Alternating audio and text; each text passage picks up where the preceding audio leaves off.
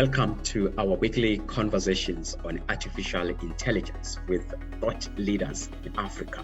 My name is Zenzele Ndlovu. I'm the head of research and market development at Machine Learning Africa. We attempt to provide insight into AI and other emerging technologies and their inevitable impact in transforming business and the broader society. Please check out our upcoming event, the AI Business Conference. You can register for free at aiconference.co.za.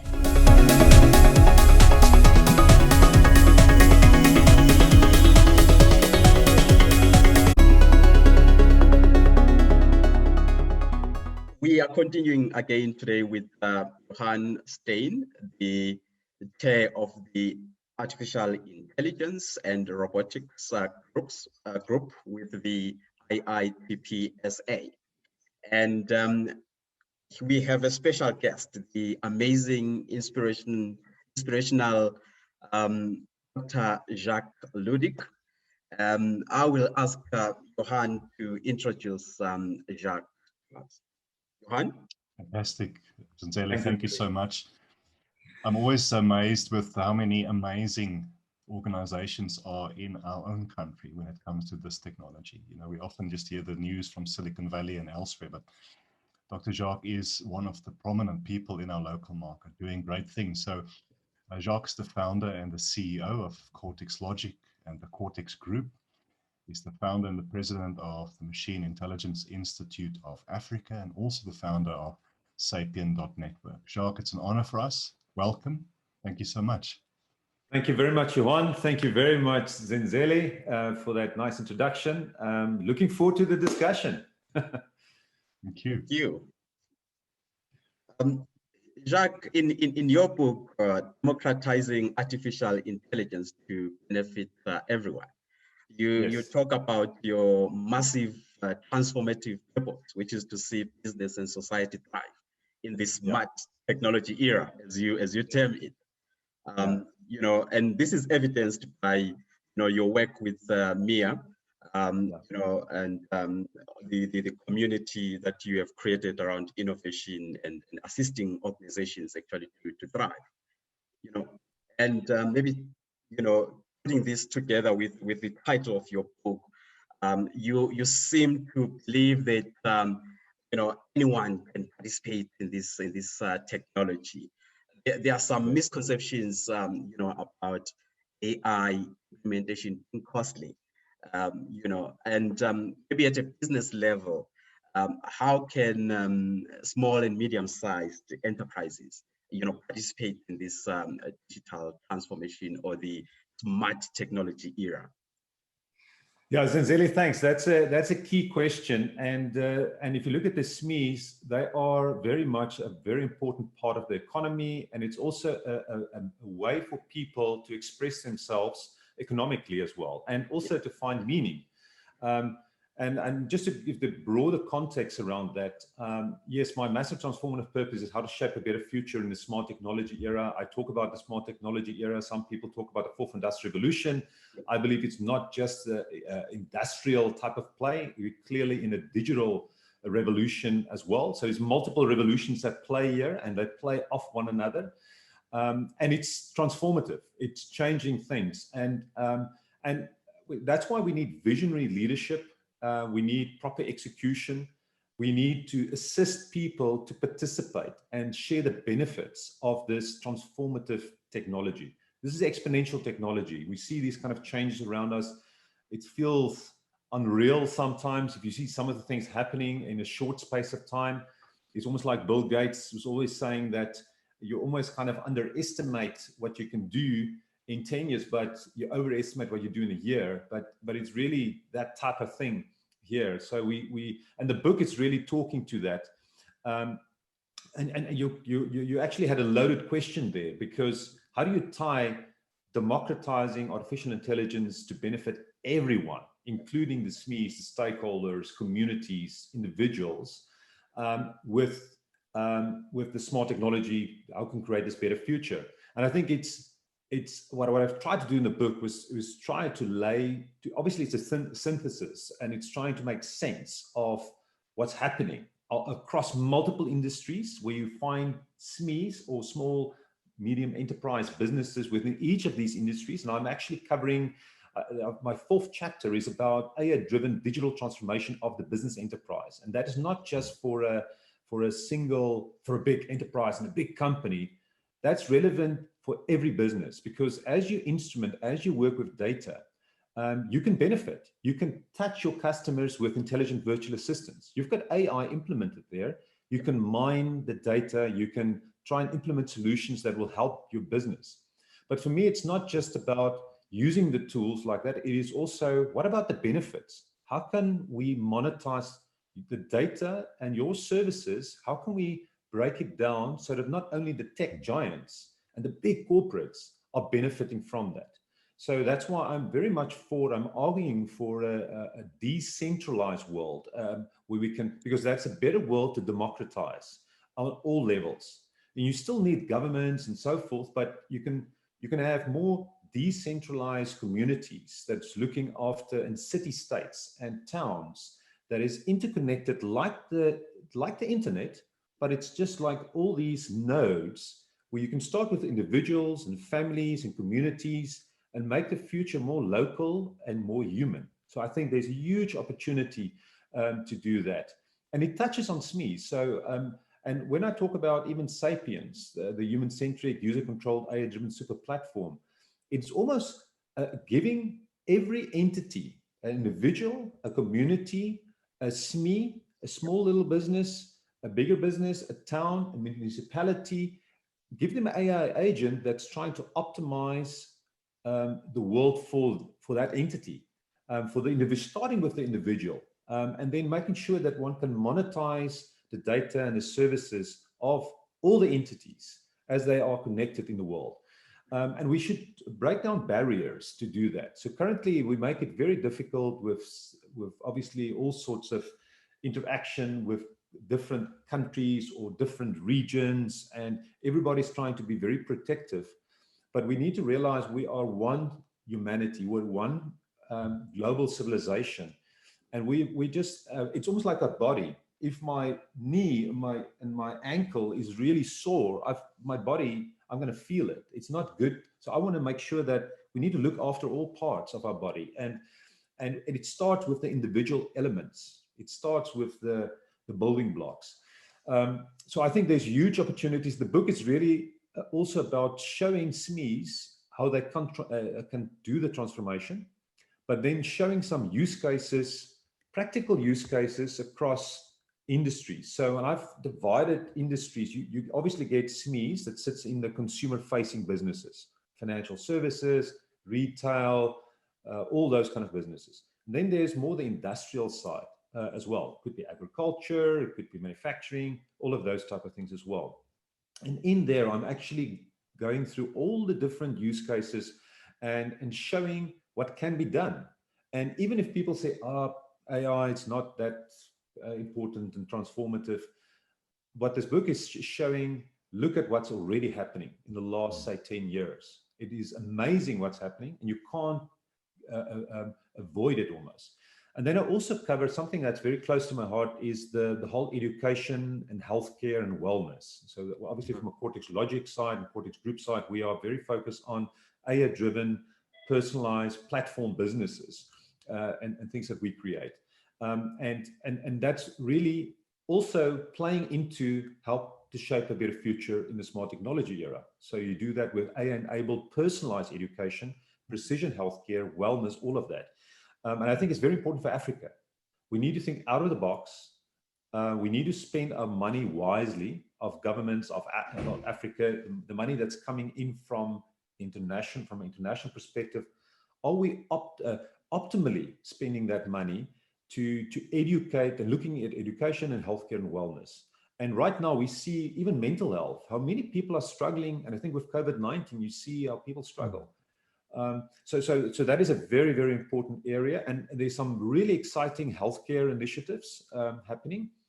Just quickly from not only from a Cortex, it's like separate to Cortex, we're also looking at an AI Africa VC fund. We'll make some announcements about that shortly. And then we will really zoom in and focus on these kind of things like healthcare or agriculture, education, and so forth. And then the other thing I wanted to say was, I think government has got a huge role to play, public sector, a leading role to play. So I do have a chapter that talks about AI's impact on society, governments, and the public sector. And I think, and obviously we can have some questions on that as well. I'm sure we're going to dive into those kind of things as well. And the latter part of the book is obviously I'm talking about the future of AI, where people talk about superintelligence and artificial general intelligence. And I really painstakingly look at the AI debates, the progress, and the likely future paths of AI. And then started, all of that is foundation for why we talk about democratizing AI, because it's about beneficial outcomes for humanity. How can we create that beneficial outcomes? And I'm talking about that. But anyway, we can talk about that further. Jacques, so I try and read a book a week, but I must say you messed up my planning because it's 520 odd pages. But it's the parts that you really like, because it's written like that. That is what I like, is there's certain sections, like you mentioned, education and healthcare. So I've been jumping around the book a bit. What I like about it is, I mean, it's very comprehensive, well-researched, footnotes. Yeah. Any person can read it. You don't have to be a techie or working in this field. Yeah. And I also like the philosophical, almost future of humanity kind of lens, because a lot of these books and talks are very techie, platform specific. Yeah. But, you know, I often on these videos, I speak about the fact I'm a father and I think about my 7-year-old's future and what is going to happen to him and his friends. So I think it's the book made me think a lot about you know, it's almost like I think when they discovered nuclear power and you know, realizing they can destroy the world with this, and we are there, but amplified. So it's a great book, and I want to encourage people to read it. I think maybe, having said all that, the question I have is what's maybe the main reason why you decided to write a book like this? Yes, and again, a fantastic question. Thanks for that. I really appreciate that. And I want to say, just to comment very quickly on that, the book is definitely written for the layman. There are here and there a little section that's maybe need a little bit more knowledge, but it's just for completeness sake, because we do have those people in the audience that want to go into the nitty-gritty. What is the state of the art in AI? But in general, the book is really, as you say, for the layman, it's got a philosophical slant to it as well, because I don't think you can have AI just operating or in an isolated way. You got to think about the big picture. What are we trying to achieve here? And that alludes to now to your question as well, in terms of what is the main thing that I would love to get out of this. And it really ties in. That's why the massive transformative purpose is so important.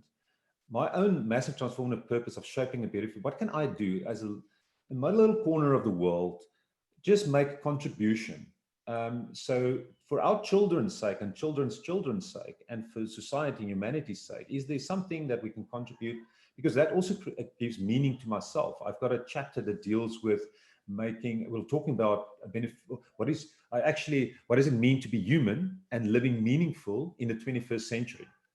And it's so interesting, even if you look at a guy like Lex Friedman with all his interviews, and I found it very informative and inspirational, a lot of the inputs from there. But it gives you kind of a thinking of how people think about that as well. But I think it's so important. So to one, not only think about yourself, you think about the big picture. You think about South Africa, think about Africa, and you want to be sensible about your solutions. So, and for me, it's actually quite urgent if I think about it. We can easily go on, and I'm talking about the problematic trajectory of our current civilization in smart technology era. There's people like Daniel Smachtenberger that's arguing that we are really heading for disaster, catastrophic risks. And we know it's a dangerous world. We've actually entered a massively dangerous world, because it could go very, very quickly, very wrong. And it's not just external things, it's things that we create. So we as humanity are our biggest enemies. But if we are visionary and smart about the way we go about things, and we should also try and focus more on character, on substance, not the superficial kind of things. And I'm talking about the book about that. So for me, is you would notice I'm introducing a massive transformative purpose for humanity. Now you can say, oh, that's bold and stuff. But I've looked at what others are doing, and I've looked at United Nations, their 2030 vision. And if you read it carefully, you see it's actually great. It's fantastic if we can get it right. And they do have the Sustainable Development Goals, which is fantastic. But there's some, but what they find in practice, they struggle to implement those goals because it's difficult. It's not easy. So we've got to think out of the box with solutions. So what I'm trying to do in the book is to not only talk about AI and its transformative power, but talking about that future that we can create if we're visionary and we think carefully about everything, what we can do to actually make a difference in this world.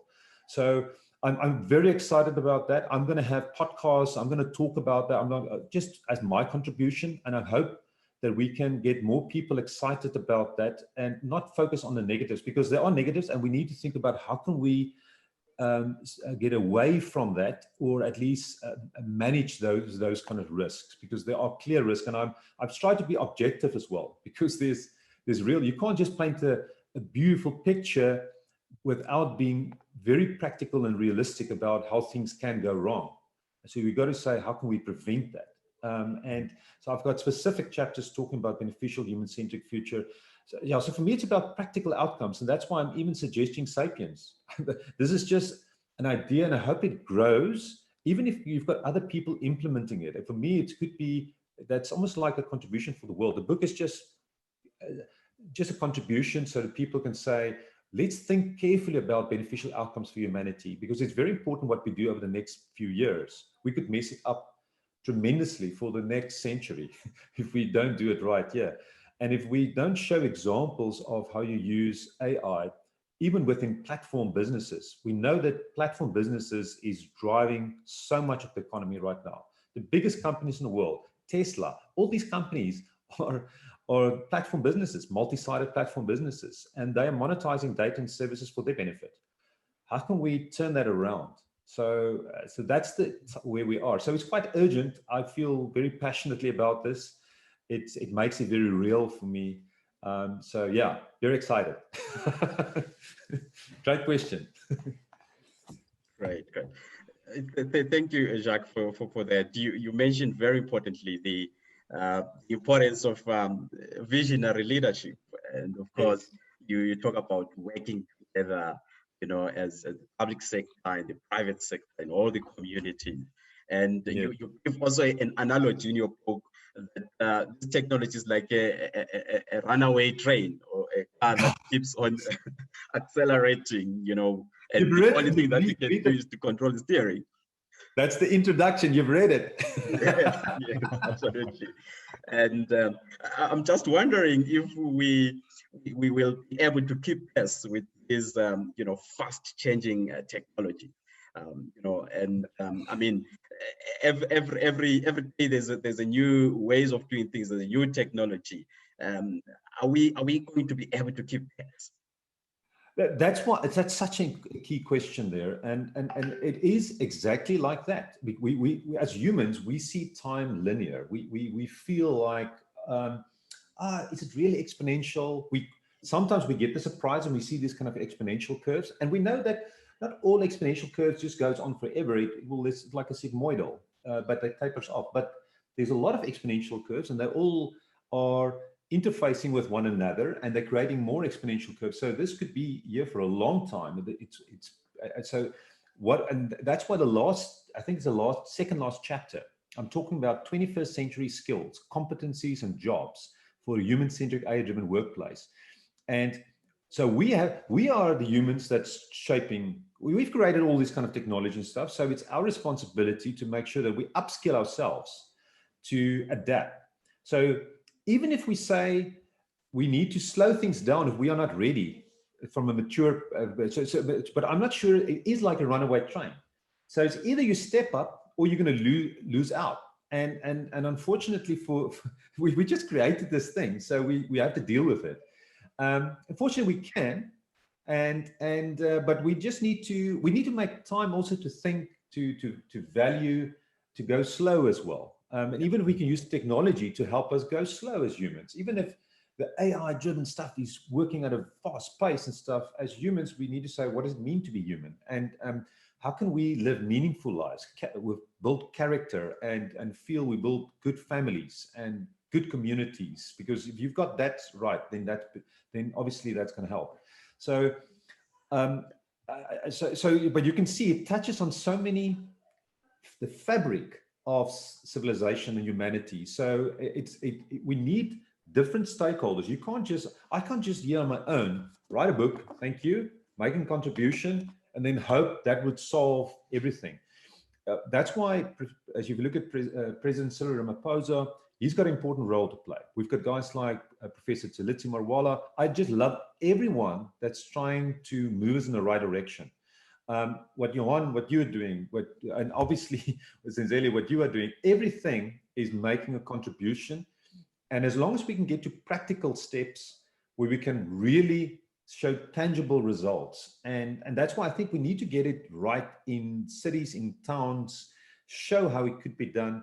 And it's like maybe as a two-pronged type of strategy. You got to have a top-down strategy from a government perspective and regional perspective, but then there's a bottom-up as well. And we need to empower citizens to deal with this in an appropriate way. I would put so much focus and money. That's why educating people to deal with the fourth industrial revolution, with the smart technology era, I think it's hugely important. And we can use AI. So we're making our little contribution from a business side, where we say, let's help people just with their mental health and overall wellness, and even financial wellness, how they can be better equipped.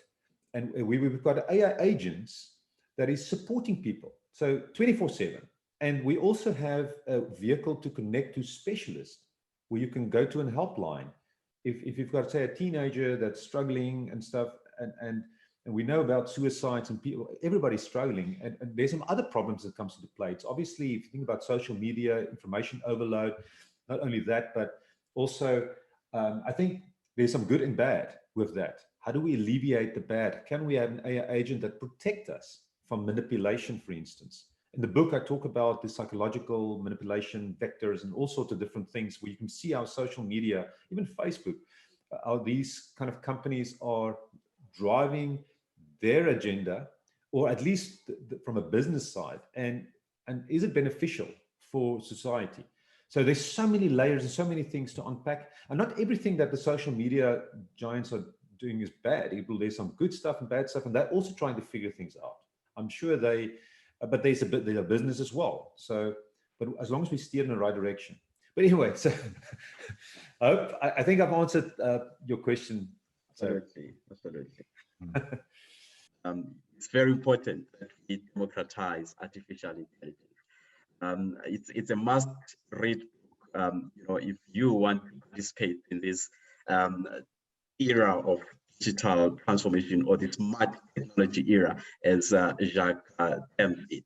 So thank you so much. We're continuing with these technologies discussions on artificial intelligence.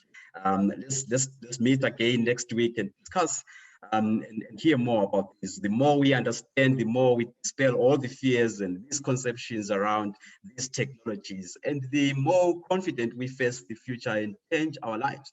Jacques talks about better futures, and that's what we're striving for. Let's all strive for that. Thank you so much, and thank you, Johan, as well. We really appreciate. We're grateful, and I think there's a lot of things that we yet to discuss when it comes to the technology. Thank you so much. Absolutely. Yeah. Thanks very much. Thanks very much, Johan and Zenzele. It's great to talk to you guys. I'm looking forward to any future discussions. There's so much to unpack, and yeah, fantastic. Thanks for all the great work that you guys are doing.